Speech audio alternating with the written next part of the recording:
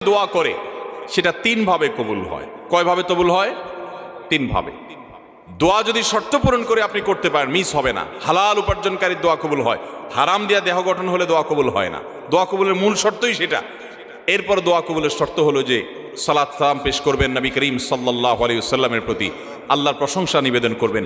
এর মাধ্যমে দোয়া করলে দোয়া কবুল হবে। ভাইরা আমার, আপনি যদি দোয়া করেন, নাম্বার এক, যা চাইছেন আল্লাহ তা আপনাকে দিবেন। এটা হলো দোয়া কবুলের একটা পদ্ধতি।